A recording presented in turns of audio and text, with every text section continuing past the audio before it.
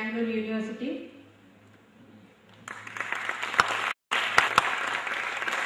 Anand Rayapuru.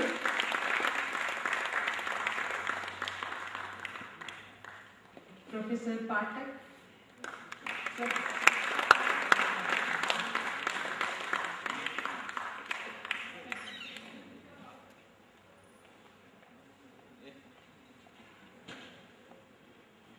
ಮೊದಲಿಗೆ ಪ್ರಾರ್ಥನಾ ಗೀತೆ ನಿರ್ಮಲ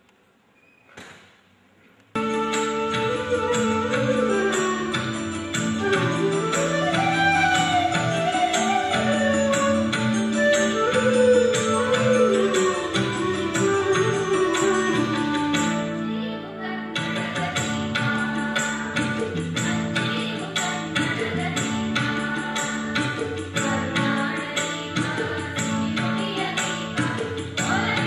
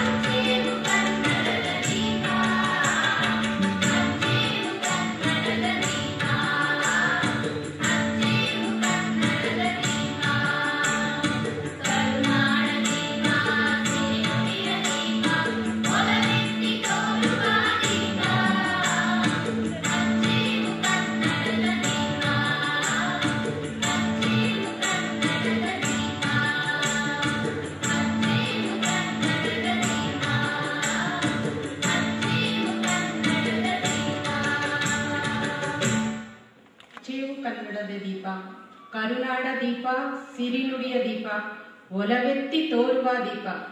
ಎಂಥ ಒಂದು ಅದ್ಭುತ ಸಾಹಿತ್ಯ, ಕನ್ನಡ ಅಭಿಮಾನದ ಬಗ್ಗೆ ಎಂಥ ಒಂದು ಅದ್ಭುತ ಕಲ್ಪನೆ. ಇಂಥ ಒಳ್ಳೆ ಕವನವನ್ನು ರಚಿಸಿದ DS ಕರ್ಕೆ ಅವರಿಗೆ ಒಂದು ಹ್ಯಾಟ್ಸ್ ಆಫ್ ಹೇಳಲೇಬೇಕು. ಮತ್ತು ಇಂಥ ಒಳ್ಳೆ ಗೀತಿನ ಇಂಥ ಒಂದು ಸಮಾರಂಭದಲ್ಲಿ ನಮಗಾಗಿ ಹಾಡಿದಂಥ ನಿರ್ಮಲಾ ಮತ್ತು ತಂಡದವರಿಗೆ ಧನ್ಯವಾದಗಳು.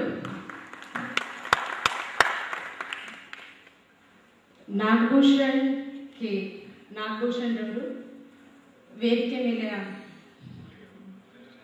ಬರಬೇಕು ಅಂತ ಕೇಳ್ಕೊಳ್ತಾ ಇದ್ದೇನೆ. ಘಟಕ ದಯಮಾಡಿ ವೇದಿಕೆ ಮೇಲೆ ಬರಬೇಕು ಅಂತ ಕೇಳ್ಕೊಳ್ತಾ ಇದ್ದೀನಿ. ಸ್ವಾಗತ ಕೋರಲು ಕುಮಾರಿ ವೈಶಾಲಿ ಅವರನ್ನ ವೇದಿಕೆಗೆ ಆಹ್ವಾನಿಸ್ತೇನೆ.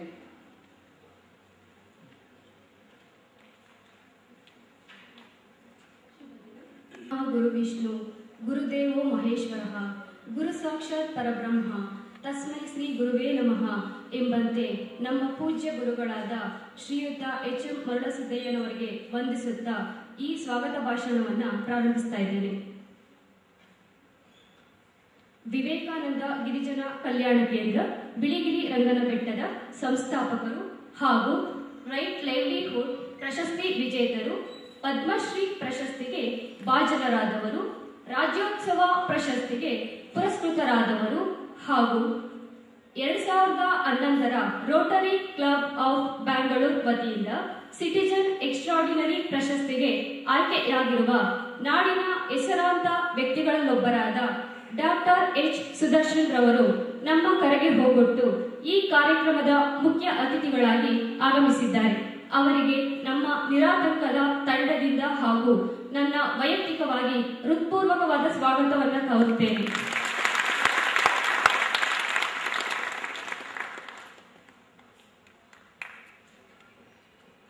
ಹಾಗೂ ನಿರಾತಂಕ ಸಂಸ್ಥೆಯ ಆರಂಭದಿಂದಲೂ ಆಧಾರ ಸ್ತಂಭವಾಗಿ ಮಾರ್ಗದರ್ಶಕರಾಗಿ ಸಂಸ್ಥೆಯ ಧ್ಯೇಯೋದ್ದೇಶಗಳ ಸಾಧನೆಗೆ ನೆರವಾಗುತ್ತಾ ಬೆಂಬಲ ನೀಡುತ್ತಿರುವ ರಾಜರಾಜೇಶ್ವರಿ ನಗರಸಭೆಯ ಮಾಜಿ ಅಧ್ಯಕ್ಷರಾದ ಶ್ರೀಯುತ ಹನುಮಂತರಾಯಪ್ಪನವರು ಕೂಡ ಈ ಕಾರ್ಯಕ್ರಮಕ್ಕೆ ಅತಿಥಿಗಳಾಗಿ ಆಗಮಿಸಿದ್ದಾರೆ. ಅವರಿಗೂ ಕೂಡ ಹೃತ್ಪೂರ್ವಕವಾದ ಸ್ವಾಗತವನ್ನು ಕೋರುತ್ತೇನೆ.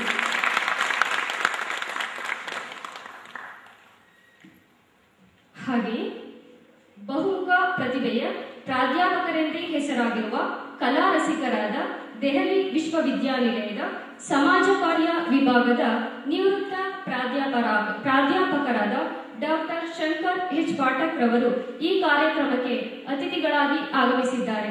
ಅವರಿಗೂ ಕೂಡ ಹೃತ್ಪೂರ್ವಕವಾದ ಸ್ವಾಗತವನ್ನು ಕೋರುತ್ತೇನೆ. ಸಮಾಜ ಕಾರ್ಯದ ಹೆಜ್ಜೆಗಳು ಮಾಸಪತ್ರಿಕೆಯ ಮಾರ್ಗದರ್ಶಕರು ಹಾಗೂ ಕಾರಣಕರ್ತರಾದಂತಹ ಬೆಂಗಳೂರು ವಿಶ್ವವಿದ್ಯಾನಿಲಯದ ನಿವೃತ್ತ ಪ್ರೊಫೆಸರ್ ಆದಂತಹ ಶ್ರೀಯುತ ಡಾಕ್ಟರ್ HM ಮರಳಸಿದ್ದಯ್ಯನವರು ಕೂಡ ಈ ಕಾರ್ಯಕ್ರಮಕ್ಕೆ ಆಗಮಿಸಿದ್ದಾರೆ. ಅವರಿಗೂ ಕೂಡ ಹೃತ್ಪೂರ್ವಕವಾದ ಸ್ವಾಗತವನ್ನು ಕೋರುತ್ತೇನೆ.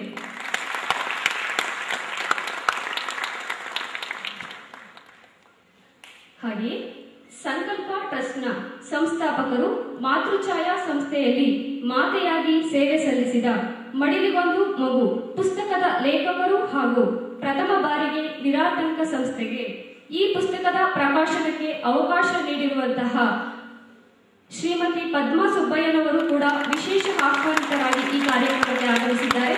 ಅವರಿಗೂ ಕೂಡ ಸ್ವಾಗತವನ್ನು ಕೋರುತ್ತೇನೆ. ಹಾಗೆ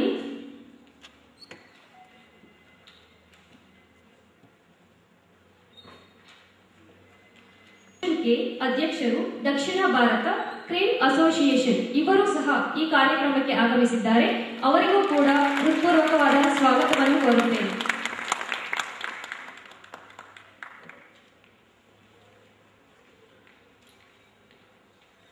ಹಾಗೂ ಶ್ರೀಯುತ C. ಚಂದ್ರಶೇಖರ್ ಅವರು ಅಧ್ಯಕ್ಷರು, ದಾಸರಹಳ್ಳಿ ಕಾಂಗ್ರೆಸ್ ಘಟಕ, ಇವರು ಕೂಡ ಈ ಕಾರ್ಯಕ್ರಮಕ್ಕೆ ಆಗಮಿಸಿದ್ದಾರೆ. ಅವರಿಗೂ ಕೂಡ ಹೃತ್ಪೂರ್ವಕವಾದ ಸ್ವಾಗತವನ್ನು ಕೋರುತ್ತೇನೆ.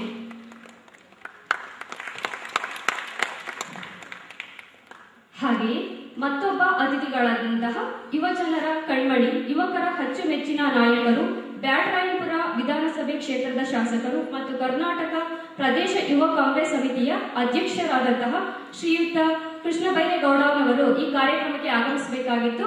ಅವರು ಕಾರಣಾಂತರಗಳಿಂದ ಕಾರ್ಯಕ್ರಮಕ್ಕೆ ಬರಲಾಗಿಲ್ಲ. ಅವರ ಅನುಪಸ್ಥಿತಿಯಲ್ಲಿ ಅವರಿಗೂ ಕೂಡ ಸ್ವಾಗತವನ್ನು ಕೋರ್ತಾ ಇದ್ದೇನೆ. ಸ್ವತಂತ್ರ ಹೋರಾಟಗಾರರು, ಸಹೃದಯಿಗಳು, ಸ್ನೇಹಜೀವಿಯಾದಂತಹ ಶ್ರೀಯುತ ಎಚ್.ಎಸ್. ದೊರೆಸ್ವಾಮಿಯವರು ಸಹ ಈ ಕಾರ್ಯಕ್ರಮಕ್ಕೆ ಆಗಮಿಸಿದ್ದಾರೆ. ಅವರಿಗೂ ಕೂಡ ಸ್ವಾಗತವನ್ನು ಕೋರ್ತಾ ಇದ್ದೇನೆ. ದಾಸರಹಳ್ಳಿ ನಗರಸಭೆ ಇವರು ಕೂಡ ಈ ಕಾರ್ಯಕ್ರಮಕ್ಕೆ ಆಗಮಿಸ್ತಾ ಇದ್ದಾರೆ. ಅವರಿಗೂ ಕೂಡ ಹೃತ್ಪೂರ್ವಕವಾದ ಸ್ವಾಗತವನ್ನು ಕೋರ್ತಾ ಇದ್ದೇನೆ. ದಿವ್ಯ ವಾರಪತ್ರಿಕೆಯ ಖ್ಯಾತಿಯ ಚಿತ್ರಕಲಾವಿದರು ಹಾಗೂ ನಮ್ಮ ಸಮಾಜ ಕಾರ್ಯದ ಹೆಜ್ಜೆಗಳು ಎಂಬ ಮಾಸಪತ್ರಿಕೆ ಹಾಗೂ ಮಡಿಲಿಗೊಂದು ಮಗು ಪುಸ್ತಕದ ಮುಖಪುಟ ವಿನ್ಯಾಸಕರಾದ ಶ್ರೀಯುತ ಟಿ.ಎಫ್. ಆದಿಮನಿಯವರು ಕೂಡ ಈ ಕಾರ್ಯಕ್ರಮಕ್ಕೆ ಆಗಮಿಸಬೇಕಾಗಿತ್ತು.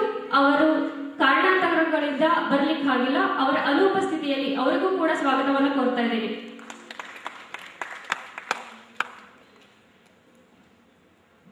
ಕರ್ನಾಟಕ ನಾಟಕ ಅಕಾಡೆಮಿ ಅಧ್ಯಕ್ಷರು ಹಾಗೂ ರಂಗ ಕಲಾವಿದರಾದಂತಹ ಬಿ.ವಿ. ರಾಜಾರಾಮ್ರವರು ನಮ್ಮ ವೃದ್ಧಾಶ್ರಮದ ಸಹಾಯಾರ್ಥವಾಗಿ ಪ್ರಸಿದ್ಧ ಮೈಸೂರು ಮಲ್ಲಿಗೆ ನಾಟಕವನ್ನು ಇಂದು ಮಾಡಿಕೊಡಲು ಒಪ್ಪಿಕೊಂಡು ಈ ಕಾರ್ಯಕ್ರಮಕ್ಕೆ ವಿಶೇಷ ಆಹ್ವಾನಿತರಾಗಿ ಆಗಮಿಸಿದ್ದಾರೆ. ಅವರಿಗೂ ಕೂಡ ಹೃತ್ಪೂರ್ವಕವಾದ ಸ್ವಾಗತವನ್ನು ಕೋರ್ತಾ ಇದ್ದೇನೆ.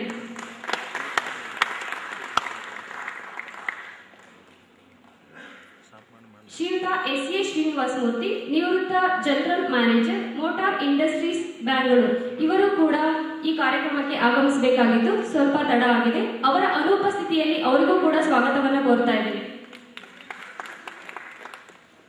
ಶ್ರೀಮತಿ ಸೌಂದರ್ಯ ಮಂಜಪ್ಪನವರು ಕೆಪಿಸಿಸಿ ಸದಸ್ಯರು ಹಾಗೂ ಸೌಂದರ್ಯ ಶಿಕ್ಷಣ ಶಾಲೆಯ ಮುಖ್ಯಸ್ಥರು ಸಹ ಈ ಕಾರ್ಯಕ್ರಮಕ್ಕೆ ಆಗಮಿಸಬೇಕಾಗಿತ್ತು.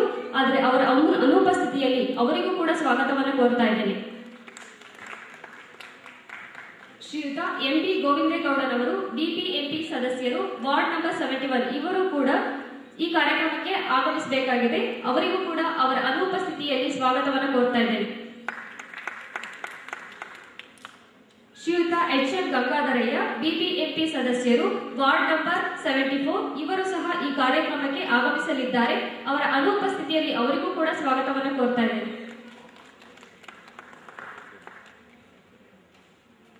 ಹಾಗೆಯೇ ಶ್ರೀಯುತ ಎಂ. ಪರಮೇಶ್ವರ್, ಉಪಾಧ್ಯಕ್ಷರು, ಆಹಾರ ಸಂಸ್ಕರಣಾ ಘಟಕ, ಕರ್ನಾಟಕ, ಇವರು ಸಹ ಈ ಕಾರ್ಯಕ್ರಮಕ್ಕೆ ಆಗಮಿಸಲಿದ್ದಾರೆ.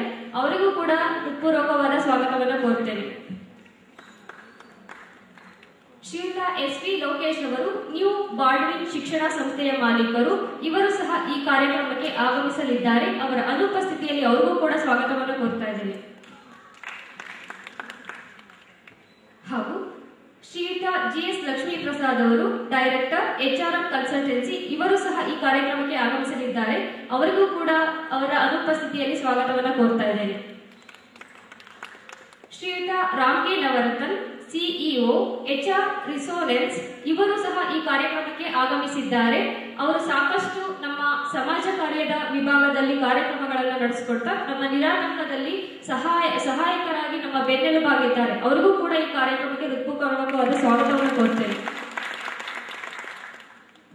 ಶ್ರೀಯುತ ಎನ್.ಎ. ಬೋರಟ್ಟಿ, ನಿವೃತ್ತ ಪ್ರಾಂಶುಪಾಲರು, ಬಸವೇಶ್ವರ ಕಾಲೇಜು, ಬೆಂಗಳೂರು, ಇವರು ಸಹ ಈ ಕಾರ್ಯಕ್ರಮಕ್ಕೆ ಆಗಮಿಸಿದ್ದಾರೆ.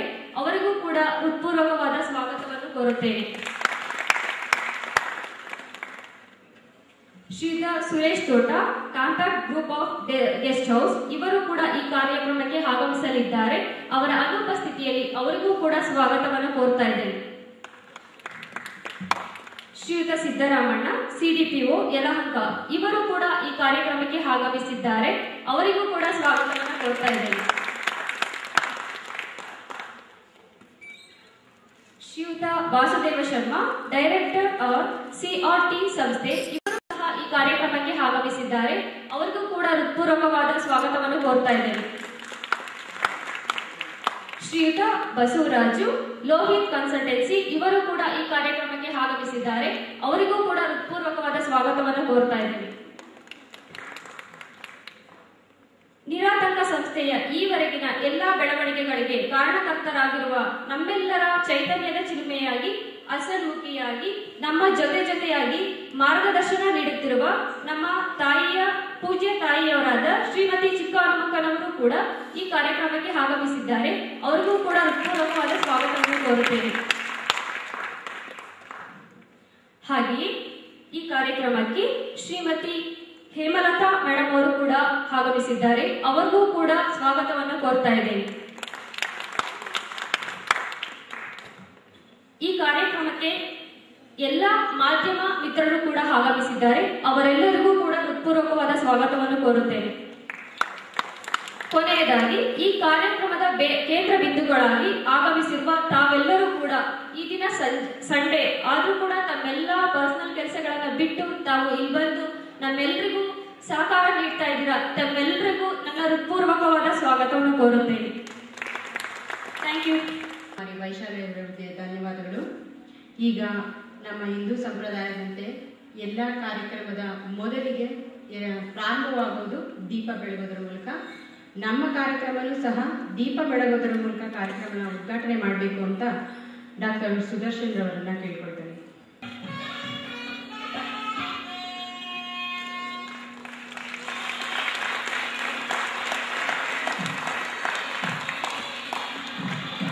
ಮುಂದೆ ಬರ್ಬೇಕು.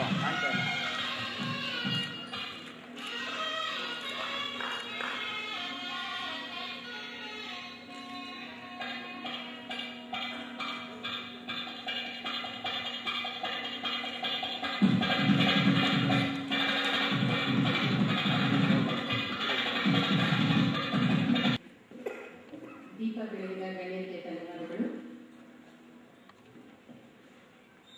ಈಗ ನೀರಾತಂಕದ ಬಗ್ಗೆ, ನಮ್ಮ ಸಂಸ್ಥೆಯ ಬಗ್ಗೆ ನಿಮ್ಮೆಲ್ಲರಿಗೂ ಸಂಕ್ಷಿಪ್ತವಾಗಿ ತಿಳಿಸಿಕೊಡಲು ಶ್ರೀಯುತ ರಮೇಶ್ ಎಂ.ಎಚ್. ರವರನ್ನ ವೇದಿಕೆಗೆ ಆಹ್ವಾನಿಸುತ್ತಿದ್ದೇನೆ. ನೀರಾತಂಕದ ಬಗ್ಗೆ ಈ ಸಂದರ್ಭದಲ್ಲಿ ಸಂಕ್ಷಿಪ್ತವಾಗಿ, ನಮ್ಮ ಕಾರ್ಯಕ್ರಮ ತಡವಾಗಿ ಆರಂಭವಾಗಿದೆ, ಆದರೂ ಸಹ ಸಂಕ್ಷಿಪ್ತವಾಗಿ ತಿಳಿಸಬೇಕಾದ್ದು ನನ್ನ ಕರ್ತವ್ಯ.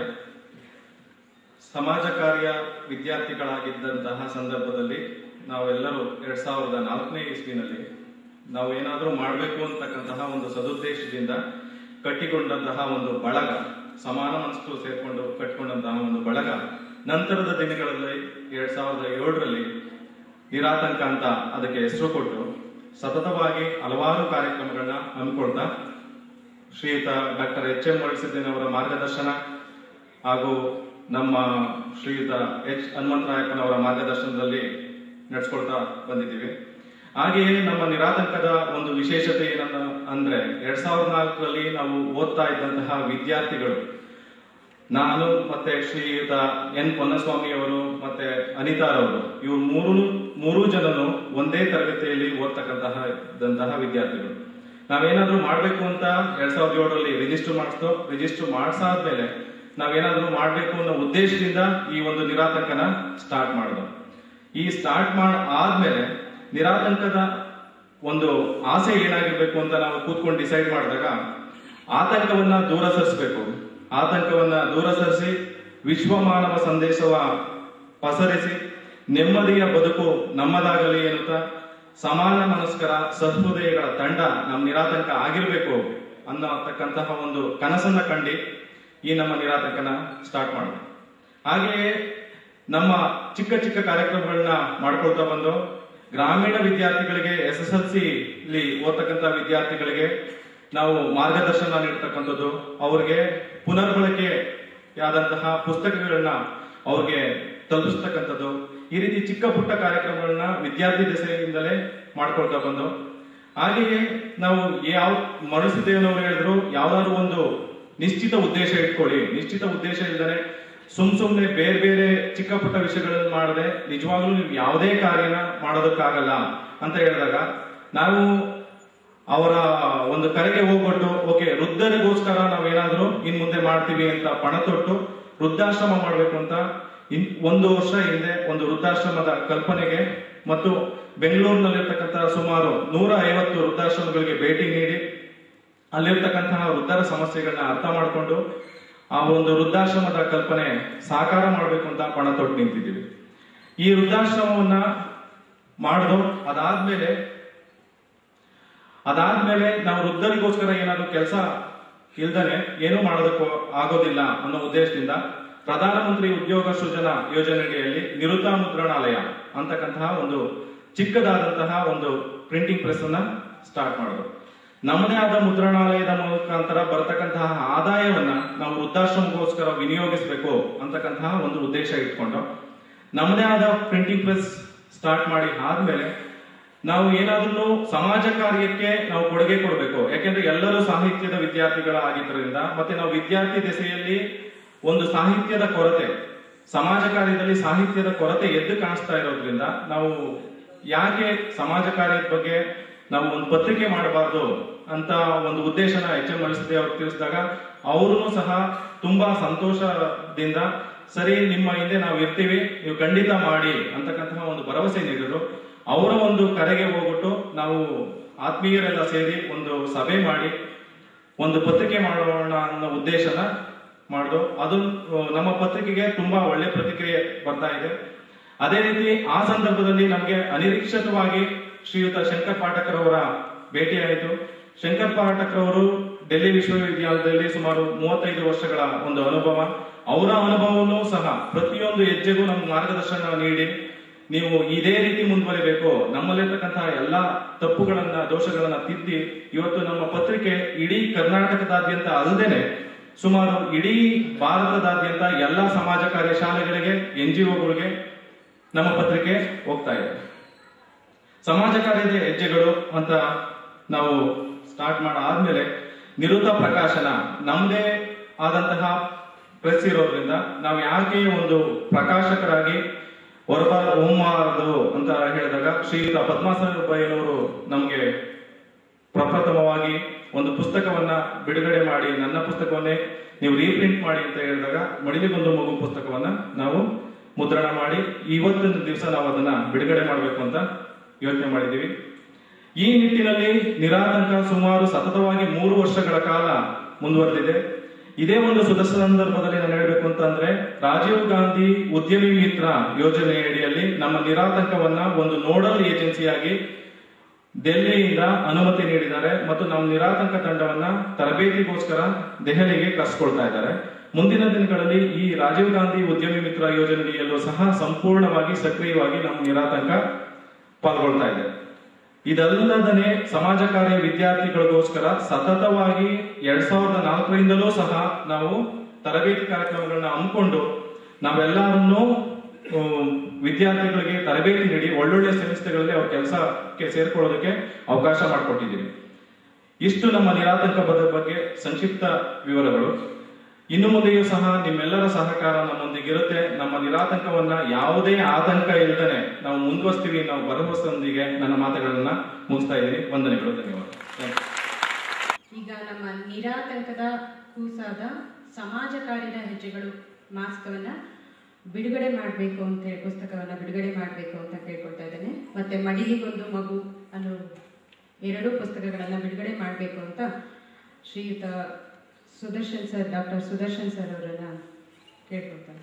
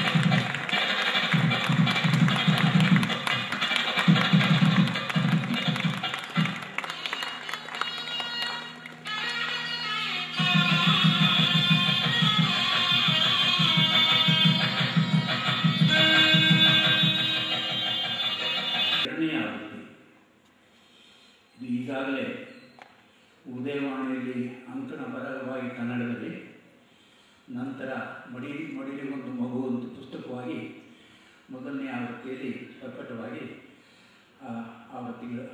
ಪ್ರತಿಗಳು ಮುಗಿದಿದೆ. ಇದರ ಜೊತೆಯಲ್ಲಿಯೇ ಅದೇ 2004 1977 ಇಸ್ವಿಯಲ್ಲಿ ಸಿ.ಕೆ. ಮೀನಾ ಅವರ ಸಹಾಯದಿಂದ ಅವರು ಇಂಗ್ಲೀಷ್ನಲ್ಲಿ ಬರೆದಿದ್ದಾರೆ. ಅಡಾಪ್ಷನ್ ಅಂತ ಈ 2 ಪುಸ್ತಕಗಳನ್ನು ಬರೆದಿದ್ದಾರೆ. ಈ ಪುಸ್ತಕದ ಬಗ್ಗೆ ಯಾವಾಗ 2ನೇ ಆವೃತ್ತಿ ಕಾಣುತ್ತಿರುವ ಸಂದರ್ಭದಲ್ಲಿ ಮಾತಾಡುವ ಅವಶ್ಯಕತೆ ನನಗೆ ಅನ್ನಿಸ್ಲಿಲ್ಲ. ಆದರೂ ಮಾತಾಡಬೇಕೆಂದು ಕೇಳ್ಕೊಂಡಿದ್ದಕ್ಕೆ ಒಂದು 4 ಮಾತು ಹೇಳ್ತಾ ಇದ್ದೀನಿ. ಪುಸ್ತಕ ಅತ್ಯವಶ್ಯಕವಾಗಿತ್ತು.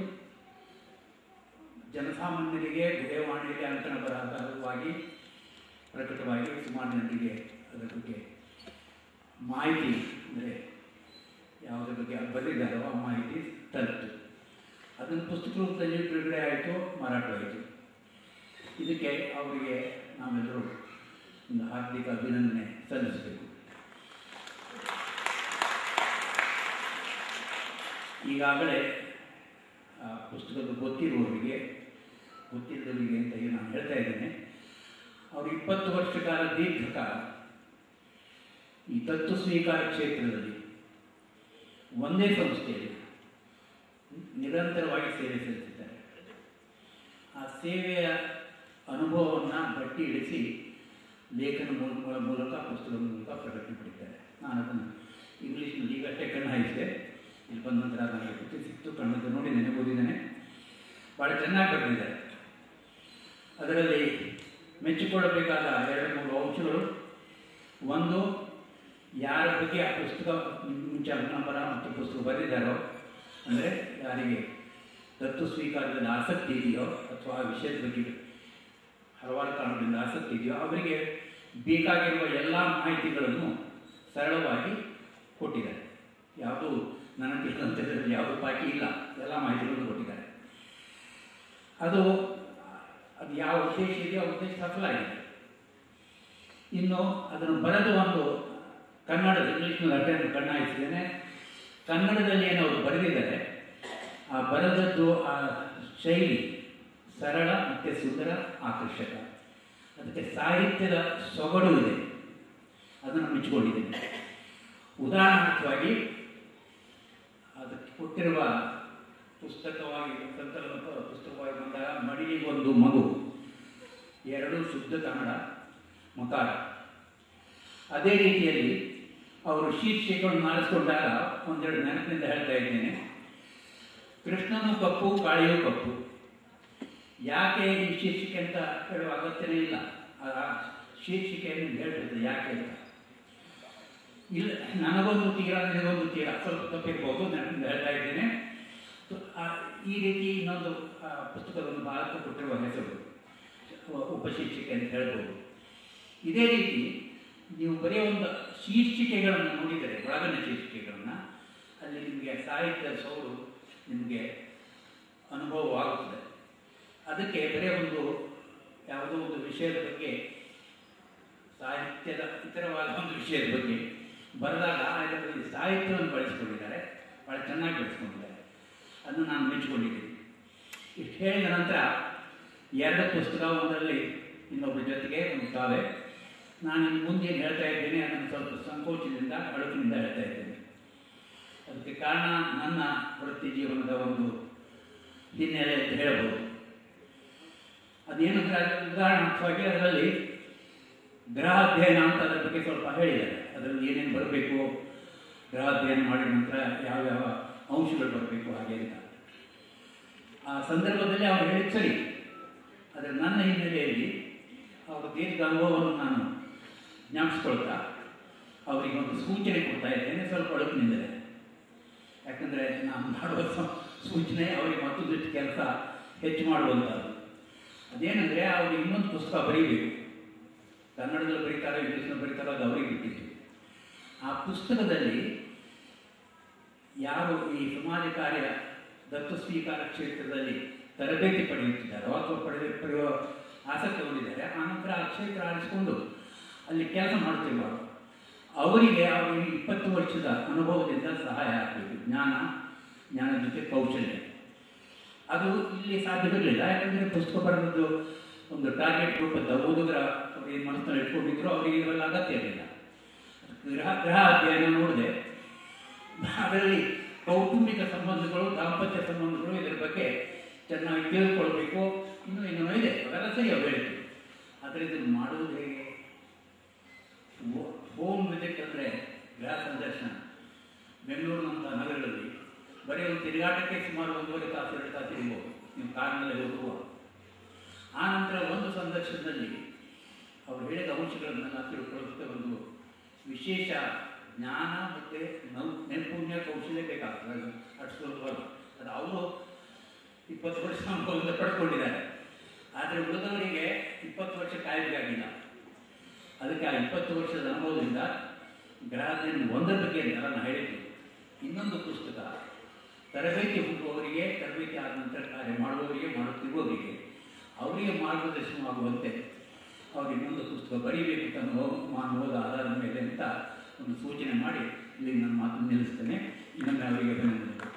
ಬೆಟ್ಟ ಅಂತ ಹೇಳಬೇಕಾದ ತಪ್ಪಾಗಲಾಗುವಂತಹ ಮಹಾನ್ ವ್ಯಕ್ತಿತ್ವವನ್ನು ಹೊಂದಿರುವಂತಹ ಡಾಕ್ಟರ್ ಸುದರ್ಶನ್ ಅವರೇ, ಜ್ಞಾನದ ಬೆಟ್ಟವಾಗಿರ್ತಕ್ಕಂಥ ಪೂಜ್ಯ ನಿವೃತ್ತ ಪ್ರೊಫೆಸರ್ ಆಗಿರ್ತಕ್ಕಂಥ ಎಚ್.ಎಂ.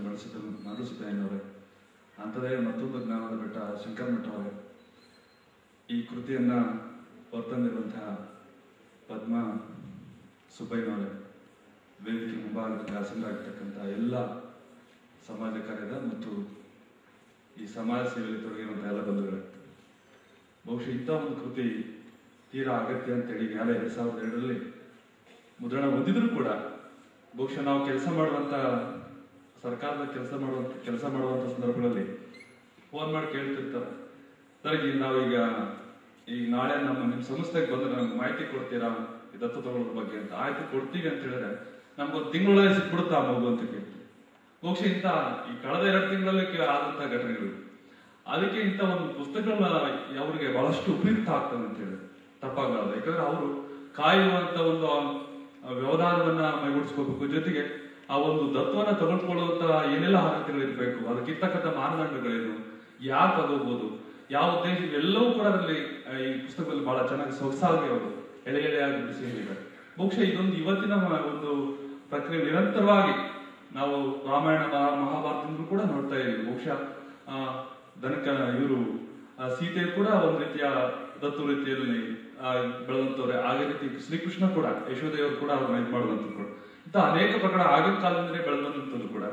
ಬಹುಶಃ ನಮ್ಮ ಈಗಿನ ಒಂದು ವ್ಯವಸ್ಥೆಗೆ ಬಹಳಷ್ಟು ಜನರು ಮಕ್ಕಳು ಆಗ್ಲಿ ಅಂತೇಳಿ ಏನೆಲ್ಲ ವ್ರತಗಳು ಮಾಡುವಂಥದ್ದು, ಆಗದೆ ಇದ್ರೆ ಇನ್ನೊಂದು ರೀತಿಯ ವ್ಯತ್ಯಯ ಆಗುವಂಥದ್ದು ಅಂತ ಆತಂಕವನ್ನ ನಿವಾರಿಸುವಂತ ಕೆಲಸ ಬಹುಶಃ ನಮ್ಮ ಪದ್ಮಸುಬ್ಬಯ್ಯವರು ಮಾಡ್ತಾ ಇದ್ದಾರೆ ಅಂತ ಹೇಳಿ ತಪ್ಪಾಗಲ್ಲ. ಬಹುಶಃ ಆ ಕೃತಿ ಆ ಮಗುವನ್ನ ಕೊಟ್ಟಷ್ಟೇ ಸಂತೋಷ ಆಗುತ್ತೆ ಅವ್ರಿಗೆ. ಯಾಕಂದ್ರೆ ಆ ಕೃತಿಯನ್ನು ಓದಿದ್ಮೇಲೆ ಒಂದಷ್ಟು ಯಾವ ನಾವು ಅಂತ ಯಾವ ವಿಧಾನಗಳನ್ನು ಅಳವಡಿಸ್ಕೊಂಡು ನಾವು ಅದನ್ನು ಪಡ್ಕೋಬಹುದು, ದತ್ತವನ್ನು ಪಡ್ಕೋಬಹುದು ಅಂತಕ್ಕಂಥ ಒಂದು ಜ್ಞಾನ ಅವ್ರಿಗೆ ಬರುತ್ತೆ. ಬಹುಶಃ ಈ ನಿಟ್ಟಿನಲ್ಲಿ ಈ ಕೃತಿ ಬಹಳಷ್ಟು, ಯಾಕಂದ್ರೆ ಬಹಳಷ್ಟು ಶಂಕರಮಠ ಅವರು ಬಹಳಷ್ಟು ಹೇಳಿದ್ದಾರೆ ಅದರ ಬಗ್ಗೆ. ಅಂತ ಒಂದು ವಿಷಯನ ಪದೇ ಪದೇ ಪ್ರಸ್ತಾಪ ಮಾಡಿದೆ. ಬಹುಶಃ ಈ ಕೆಲಸವನ್ನ ಮಾಡ್ತಕ್ಕಂಥ ನಮ್ಮ ಸಮಾಜ ಕಾರ್ಯದ ವಿದ್ಯಾರ್ಥಿಗಳು, ಬಹುಶಃ ರಮೇಶ್ ಅವರು, ನಾವು ಅವರಿಗೆ ಕ್ಯಾಂಪ್ ಸಮಾಜ ಕಾರ್ಯ ಶಿಬಿರದಲ್ಲಿ ಹೋಗಿ ಮಾಹಿತಿಯನ್ನು ಕೊಡುವಂತದ್ರಲ್ಲಿ ಬಹುಶಃ 4-5 ವರ್ಷಗಳಿಂದ ನೋಡಿದಂತ ರಮೇಶ್ ಅವರೇ ಬೇರೆ, ಈಗಿನ ರಮೇಶ್ ಅವರು ಬೇರೆ. ಬಹುಶಃ ಬಹಳ ಒಂದು ಒಳ್ಳೆ ಕೆಲಸವನ್ನ ಅವ್ರ ತಂಡದೊಟ್ಟಿಗೆ ಮಾಡ್ತಾ ಇದ್ದಾರೆ. ಅದನ್ನ ನಾವೆಲ್ಲರೂ ಕೂಡ ಶ್ಲಾಘಿಸಬೇಕಾಗುತ್ತೆ. ಬಹುತೇಕ ಬಹಳಷ್ಟು ಇವತ್ತು ಸಮಾಜ ಕಾರ್ಯದ ಸಾವಿರಾರು ಗಟ್ಟಲೆ ಸಮಾಜ ಕಾರ್ಯದ ವಿದ್ಯಾರ್ಥಿಗಳು 1 ವರ್ಷಕ್ಕೆ ಹೊರಗಡೆ ಬರ್ತೀವಿ ಅಧ್ಯಯನ ಮುಗಿಸಿ. ಬಹುಶಃ ಎಲ್ಲೋ ಒಂದ್ ಕಡೆ ನಮ್ಮಲ್ಲಿ ಸಂಘಟನೆ ಕೊರತೆ ಇದೆ ಅಂತ ಅನ್ಸುತ್ತೆ. ಇವತ್ತು ಸುಮಾರು 13-15 ಕಾಲೇಜುಗಳಲ್ಲಿ ಇವತ್ತು ಬೆಂಗಳೂರು ಒಂದರಲ್ಲಿ ಸಮಾಜ ಕಾರ್ಯನ ಅಧ್ಯಯನ ಮಾಡುವಂತ ವಿದ್ಯಾರ್ಥಿಗಳಿದ್ದಾರೆ. ಬಹುಶಃ ಎಲ್ಲ ಕಾಲೇಜುಗಳಿಂದ 20 ಜನ ಬಂದಿದ್ರು ಕೂಡ ಇವತ್ತೊಂದು ಅರ್ಥಪೂರ್ಣವಾಗಿರ್ತಕ್ಕಂಥ ಸಮಾರಂಭಕ್ಕೆ ಒಂದು ಹೆಚ್ಚು ಶೋಭೆ ತರುವಂತದ್ದಾಗ್ತದೆ. ಬಹುಶಃ ಕಳೆದ ಹಿಂದಿನ ವರ್ಷಗಳಲ್ಲಿ ಬಸವರಾಜ್ ಅಂತವರು ಸಾಕಷ್ಟು ಸಾರಿ ಪ್ರಯತ್ನ ಪಟ್ಟಿದ್ದಾರೆ ಒಂದ್ ಕಡೆ ಸೇರಿಸಲಿಕ್ಕೆ. ಬಹುಶಃ ನಮ್ಮಲ್ಲಿ ಯಾಕೆ ಒಂದು ರೀತಿಯ ಸಮಾಜಮುಖಿಯಾಗಿ ಹೊರಹೊಮ್ಮುವ ನಾವುಗಳೇ ಎಲ್ಲೋ ಸಂಕುಚಿತವಾಗ್ತಿದ್ವಿ ಅಂತಕ್ಕಂಥ ಭಾವನೆ ನಮ್ಗೆ ಆಗ್ತಕ್ಕಂಥದ್ದು. ಬಹುಶಃ ಆ ನಿಟ್ಟಿನಲ್ಲಿ ಮಕ್ಕಳ ಹಕ್ಕುಗಳ ಕುರಿತು, ಮಕ್ಕಳ ಮಾರಾಟ ಮತ್ತು ಸಾಗಣೆ ಕುರಿತು ವಾಸುದೇವ್ ಶರ್ಮ ಅವರು ಕೂಡ ಬಹಳ ಉತ್ತಮವಾಗಿರ್ತಕ್ಕಂಥ ಒಂದು ಕೃತಿಗಳನ್ನು ಕೂಡ ಅವರು ಕೂಡ ಪುಸ್ತಕಗಳನ್ನ ಬರೆದು ಬಿಡುಗಡೆ ಮಾಡಿದಂಥದ್ದು. ಹೀಗೆ ಹಲವಾರು ಅಂದ್ರೆ ನಮ್ಮಲ್ಲಿರ್ತಕ್ಕಂಥ ಪ್ರತಿಭೆಗಳು ಕೆಲಸವನ್ನ ಮಾಡ್ತಾ ಬಂದಿದ್ರು ಕೂಡ ಎಲ್ಲೋ ಒಂದ್ ಕಡೆ ಇನ್ನೂ ನಾವು ಸರಿಯಾಗಿ ಗಟ್ಟಿಯಾಗಿರ್ತಕ್ಕಂಥ ಒಂದು ನೆಲೆಯನ್ನ ಕಟ್ಕೊಂಡಿಲ್ಲ ಅಂತಕ್ಕಂಥ ಭಾವನೆ.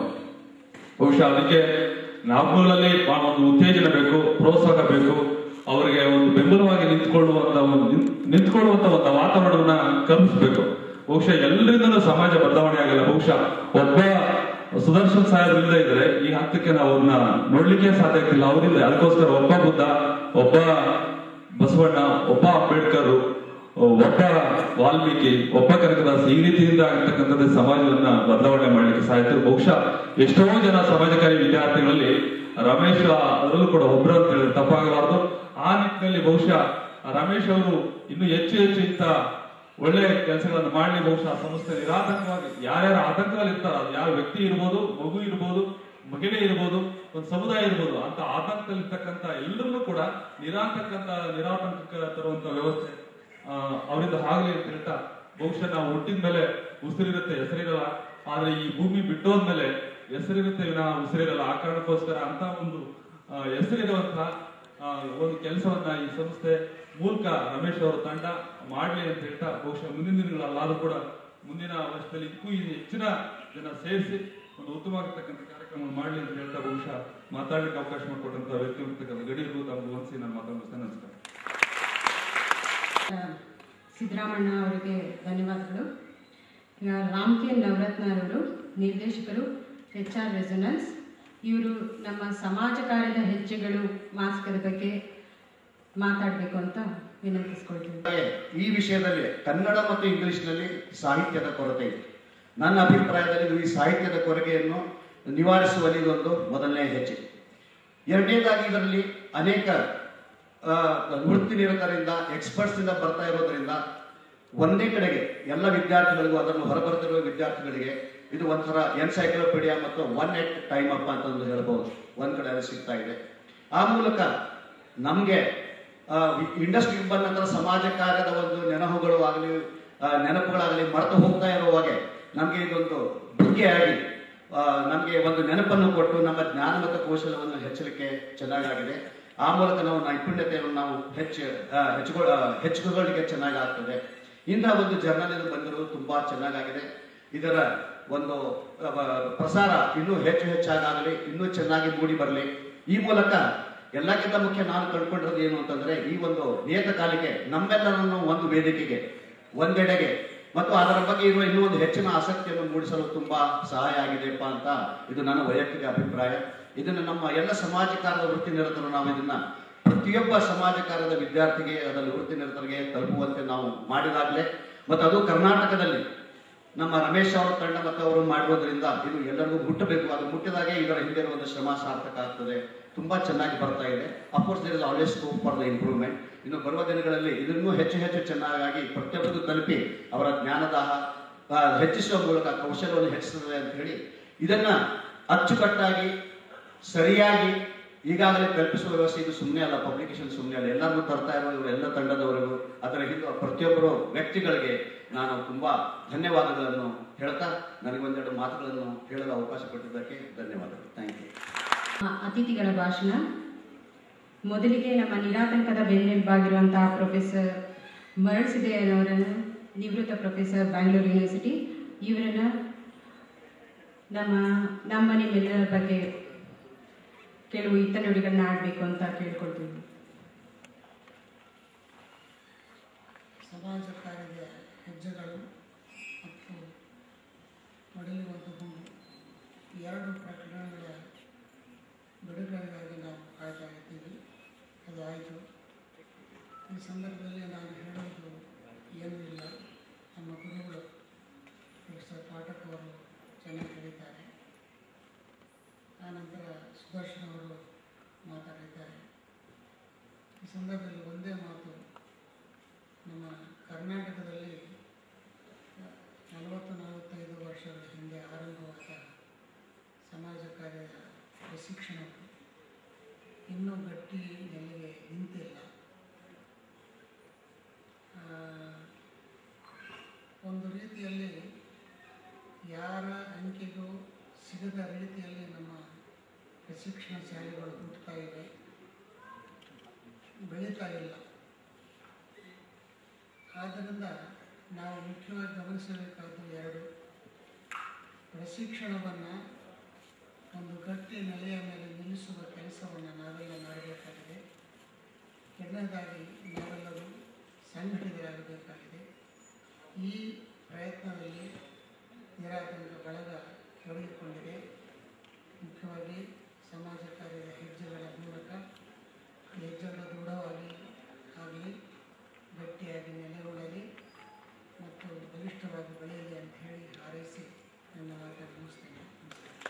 ಸಮಾಜ ಕಾರ್ಯ ಗಟ್ಟಿಗೊಳ್ಳಲಿ, ವಿದ್ಯಾರ್ಥಿಗಳು ಇನ್ನೂ ಹೆಚ್ಚು ಪ್ರಬಲರಾಗಲಿ ಅಂತ ತಿಳಿಸಿದಂಥ ಪ್ರೊಫೆಸರ್ ಅವರಿಗೆ ಧನ್ಯವಾದಗಳು. ಈಗ ಹನುಮಂತರಾಯಪ್ಪನವರು, ಮಾಜಿ ಅಧ್ಯಕ್ಷರು, ರಾಜರಾಜೇಶ್ವರಿ ನಗರಸಭೆ, ಇವರು ನಮ್ಮನ್ನು ಕುರಿತು 2 ಮಾತುಗಳನ್ನ ಆಡಬೇಕು ಅಂತ ಕೇಳ್ಕೊಳ್ತೀನಿ. ಸಾಹೇಬ್ರವರೇ, ಹಿರಿಯರಾದಂಥ ಡಾಕ್ಟರ್ ಸುದರ್ಶನ್ ಅವರೇ, ಹಿರಿಯರಾದಂಥ ಪದ್ಮಾಸುಬ್ಬಯ್ಯನವರೇ, ನನ್ನ ಆತ್ಮೀಯ ಮಿತ್ರರಾದ ಚಂದ್ರಶೇಖರ್ ಅವರೇ, ನಾಗಭೂಷಣ್ ಅವರೇ, ಈ ಸಮಾರಂಭಕ್ಕೆ ಶೋಭೆಯಿಂದ ತಂದಂಥ ಮುಂಭಾಗದಲ್ಲಿ ಕೂತಿರ್ತಕ್ಕಂಥ ಎಲ್ಲ ಮಹನೀಯರುಗಳೇ, ನಾನಾದರೂ ಈ ಸಮಾರಂಭದಲ್ಲಿ ಅತ್ಯಂತ ಹಿರಿಯರು, ಅನುಭವಸ್ಥರು, ವಿದ್ಯಾವಂತರು, ವಿದ್ವಾಂಸರು ಈ ಬಗ್ಗೆ ಮಾತನಾಡ್ತಾ ಇರತಕ್ಕಂಥ ಈ ಸಂದರ್ಭದಲ್ಲಿ ನಾನು ಸಮಯವನ್ನು ಹೆಚ್ಚಿಗೆ ತಗೊಳ್ತಕ್ಕಂಥದ್ದು, ಮಾತನಾಡತಕ್ಕಂಥದ್ದು ಏನು ಇಲ್ಲ ಅಂತ ಅಂದ್ಕೊಂಡಿದ್ದೇನೆ. ನಿರಾತಂಕ ತಂಡ ಈ ಸಮಾಜದ ಎಲ್ಲ ವರ್ಗದ ಜನರನ್ನ ಸಮಾಜಮುಖಿಯಾಗಿ ತರೋದಕ್ಕೆ, ಮಾನವೀಯ ಮೌಲ್ಯಗಳನ್ನು ಈ ಸಮಾಜಕ್ಕೆ ಮತ್ತೆ ಜ್ಞಾಪಿಸೋದಕ್ಕೆ ಅತ್ಯಂತ ಶಿಸ್ತುಬದ್ಧವಾಗಿ ಕಾರ್ಯವನ್ನು ನಿರ್ವಹಿಸ್ತಾ ಇದೆ. ಇವತ್ತು ಸಮಾಜದಲ್ಲಿ ಆಡಳಿತ ರಂಗದಲ್ಲಿರ್ಬೋದು, ರಾಜಕಾರಣ ಇರ್ಬೋದು, ಸಾರ್ವಜನಿಕ ಜೀವನದಲ್ಲಿರ್ಬೋದು, ಏನು ನಡೀತಾ ಇದೆ ಅದೆಲ್ಲವನ್ನ ಬಿಟ್ಟು